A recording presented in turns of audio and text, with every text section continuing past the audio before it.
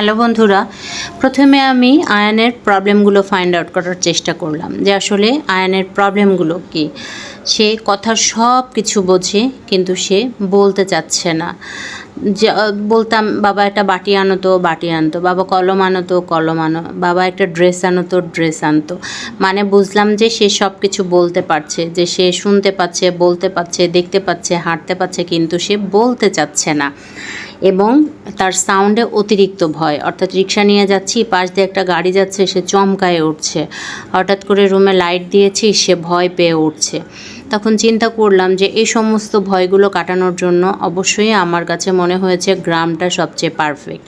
আমি বিভিন্ন ডক্টরের সাথে কথা বললাম, প্যারেন্টিং গ্রুপে অনেকের কমেন্টসগুলো দেখলাম, এবং এরকম অনেক মা আছেন যারা আমার মতো সাফার করেছেন, জব করা মা যারা তাদের বাচ্চাকে অন্যের কাছে দিয়ে মানুষ করতে গিয়ে বাচ্চার অনেক বড় ক্ষতি করে ফেলেছেন। সেই সমস্ত মায়েদের সাথে কমিউনিকেশন করে জানতে পারলাম যে তাদের বাচ্চাটার অনেক বেশি হাইপার, অনেক বেশি সমস্যা, এবং তারা বিভিন্ন ধরনের থেরাপি দিচ্ছে।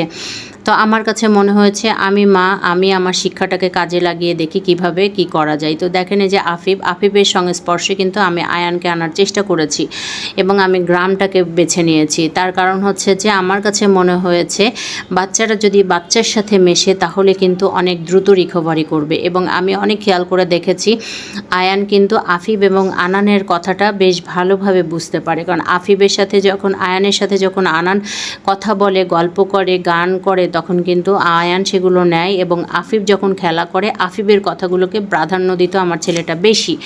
কারণ হচ্ছে যে আফিফ আমার ছেলের মাত্র 3 বছরের বড়। তো বরাবর এই বাচ্চা দুটোকে নিয়ে আমার আসলে অনেক বেশি আমি ঋণী, কারণ বরাবর এই ছেলে মেয়ে দুইটাই হচ্ছে আমার বাচ্চাটাকে কথা শেখানোর জন্য অনেক বেশি হেল্প করেছে। তো এখানে ছেলের ভয় ভাঙানোর জন্য আমি এই ব্রিজের নিচে ম্যাক্সিমাম সময় নিয়ে যেতাম, কারণ এই পুরোটা জুড়ে মাঠ এবং বালিতে ভরা। আমি গোরস্থান পাড়াতে নিয়ে গেছি, কারণ ওখানে অনেক বেশি বাগান আছে। আমি সুইপার কলোনিতে নিয়ে গেছি, রেলের কোয়ার্টারে নিয়ে গেছি। মানে যে সমস্ত জায়গায় গাছপালা, খোলামেলা এবং অনেক বাচ্চারা খেলাধুলা করে, আমি সেই সমস্ত জায়গায় আমার বাচ্চাকে নিয়ে গেছি। নিয়ে যাওয়ার পরে আমি আমার ছেলেকে ছেড়ে দিয়েছি, এবং সাথে থেকেছে কিন্তু আফিফ। আয়ানকে এখন নৌকাতে নিয়ে যাচ্ছি, তার কারণ হচ্ছে নৌকার যে সাউন্ডটা আছে, নৌকার মধ্যে এই সাউন্ডটা শুনলে ও ভয় পায়। দেখেন ও কিছুতেই ওর বাবাকে কিন্তু ছাড়ছে না। তো এই মাঝি মামাগুলো আমার পরিচিত, যার জন্য ওরা জানে যে ম্যাক্সিমাম সময়ে আমি ছেলেকে নিয়ে যাই।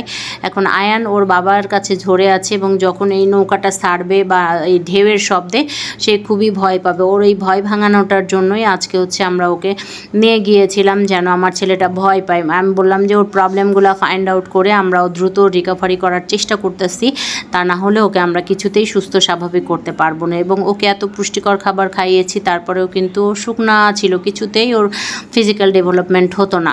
তো সব কিছু মিলায়ে আমি তো সবসময় মানসিকভাবে অডি থাকতাম, আমার কাছে ভাল লাগতো না। এটা হচ্ছে আফিফ, বরাবর ছেলে। তো আফিফ আমাকে টেনে তোলার পরে আনান, এটা হচ্ছে বরাবর মেয়ে। সবাই আপনারা কম বেশি জানেন, আমার যারা ফলোয়ার আছেন, কারণ এই দুই বাচ্চাকে আপনারা সবাই চেনেন। এবং দেখেন আমার ছেলে কান ধরে আছে, কারণ এখন নৌকাটা ছাড়া হবে। তো এই সমস্ত পরিবেশে যাওয়ার ফলে, এবং অনেক সময় আছে যে বিকেলবেলা পুরো 1 ঘন্টা একটা ভ্যান রিজার্ভ করেছি, এবং বরাবর প্রত্যেক শুক্রবারে আসতো, বৃহস্পতিবারে আসতো, শুক্র শনি থাকতো, ওর বাচ্চাদেরকে সাথে নিয়ে আসতো, শুধুমাত্র আয়নের সাথে ওর বাচ্চাদেরকে সময় দেওয়ার জন্য। আর আমি মাসের 20 দিন থেকেছি বাবার বাড়িতে, 10 দিন থেকেছি আমি ঢাকা শহরে, কারণ আমার বাচ্চাকে গ্রামের পরিবেশে থাকতে হবে। যখন অনেক গরম পড়েছে তখন আমি আয়নকে নিয়ে গ্রামে থেকেছি, যখন অনেক শীত পড়েছে তখনও থেকেছি, যখন অনেক বৃষ্টি তখনও থেকেছি। এর কারণ হচ্ছে যে ওয়েদারের সাথে আমার বাচ্চাটাকে অ্যাডজাস্ট করানোর জন্য। এবং মাটির মধ্যে ওকে সবসময় ছেড়ে দিয়েছি, খালি পায়ে হাঁটিয়েছি, ভোরবেলা কুয়াশার মধ্যে হাঁটিয়েছি। এর ফলেই কিন্তু ওর ডেভেলপমেন্ট হয়েছে। এবং যখন ও হাঁটতো, ও কথা বলার চেষ্টা করতো, ও এবং ওকে ছাগলের সাথে বিকেলবেলা মাঠের মধ্যে ছেড়ে দিতাম। তো এইগুলো করতে করতে না ওর অনেক প্রবলেম ফাইন্ড আউট করলাম, এবং আস্তে আস্তে করে একটা করে ওর প্রবলেমগুলো আমি সলভ আউট করার চেষ্টা করলাম। এবং চেষ্টা করলাম বললে ভুল হবে, চেষ্টা করেছি, এবং আলহামদুলিল্লাহ এখন ফাইনালি সে টোটালি ওকে। তো সেই সময় আফিফ যেভাবে কথা বলতো আয়ান সেই কথাগুলোকে কপি করতো, এবং আনান যেভাবে ওকে গোসল করাতো খাওয়াতো আফিফ আয়ানও দেখতাম যে সেইভাবেই পরবর্তীতে একা একা গোসল করার চেষ্টা করতো বা সেইভাবে কথা বলার চেষ্টা করতো।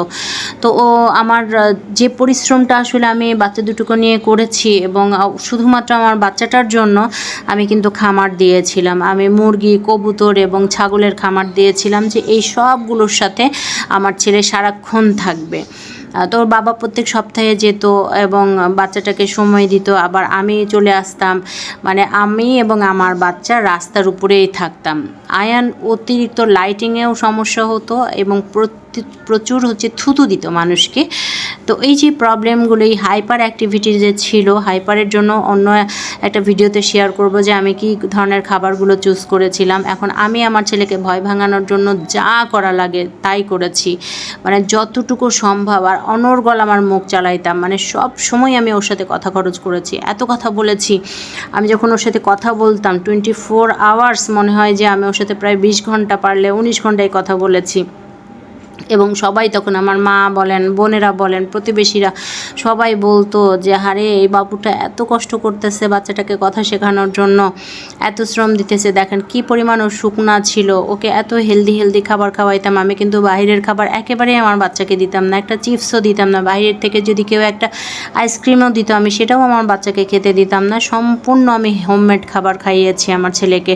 তারপরেও ওর ফিজিক্যাল কোনো ডেভেলপমেন্ট হতো না, এটা নিয়েও আমি সবসময় মানসিকভাবে ভেঙে পড়তাম যে কি করতে পারি। তবে অলওয়েজ আমি গুগল সার্চ করতাম, অলওয়েজ আমি প্যারেন্টিং গ্রুপ সার্চ করতাম, এবং সেই সমস্ত মায়েদের সাথে কথা বলতাম যাদের বাচ্চাদের এরকম হাইপার অ্যাক্টিভিটিস ছিল, বা যারা এরকম জব পারপাসে বাচ্চাকে অন্যের কাছে দিয়ে মানুষ করতে গিয়ে বাচ্চারা আলটিমেটলি ক্ষতি করেছে, সেই সমস্ত মায়েদের মেসেজগুলো চেক করতাম। তো চেক করে আসলে অনেক কিছু জানতাম, এবং গুগল মামা তো ছিলই হেল্প করার জন্য। তো সবচেয়ে বড় সাপোর্ট আমাকে দিয়েছে আমার বাবার বাড়ির পরিবেশ এবং আমার বোনের বাচ্চারা, আর গ্রামের পরিবেশ। তো এই সমস্ত পরিবেশের সাথে মিশতে আর আমার ভাইও থাকে একদম গ্রামে, ধ্যাত্তেরি গ্রাম যাকে বলা যায়, সেই গ্রামে নিয়ে গিয়েও কিন্তু আমি আমার বাচ্চাকে ছেড়ে দিয়েছি। মানে গ্রামে যাওয়ার যে অপরচুনিটিগুলো হতো, সেই অপরচুনিটিগুলো আমি একদম লুফে নিতাম, যেন আমার বাচ্চাটা সেই সমস্ত পরিবেশ থেকে সব কিছু শিখতে পারে। শুধুমাত্র আমি আমার ছেলেকে মোবাইল থেকে দূরে রেখেছি। ফার্স্ট 3+ এসে আমার ছেলে 1 বছর ইংরেজিতে কথা বলতো, পুরো ওর ল্যাঙ্গুয়েজ কন্ট্যাক্ট যেটা ছিল সেটা শুধুমাত্র আমি বুঝতাম আর আনান বুঝতো। তো ও পুরো ইংরেজিতে কথা বলতো, এবং আমি একটা গ্রুপ থেকে সার্চ করে জানতে পারলাম যে একজন অ্যাডভাইস করেছিলেন যে কোনো একটা বাচ্চা যদি দেরিতে কথা বলে তাহলে তাকে আগে ইংরেজিটা শেখান, তারপরে বাংলাটা শেখান। ইংরেজি যদি দ্রুত কথা বলতে পারে তাহলে সেই বাচ্চা পরবর্তীতে বাংলাটা খুব সুন্দর করে গুছিয়ে বলতে পারবে বা লিখতে পারবে। তো ওই কনসেপ্ট থেকেই আসলে আমি ইংরেজি মুভি দেখাতাম, ইংরেজি কার্টুন দেখাতাম, যার ফলে ও পুরো ইংরেজিতে খুব ভালো বলতে পারতো। টিল নাও কিন্তু ও ইংরেজি অনেক ভালো পারে, একদম ফুললি একটা সেন্টেন্স যেভাবে সুন্দর করে বলতে পারে, একটা বাংলাও কিন্তু সেভাবে বলতে পারে না। তো ইংরেজিটা এভাবে 1 বছর ও কন্ট্যাক্ট করলো। তারপরে আস্তে আস্তে আফিফ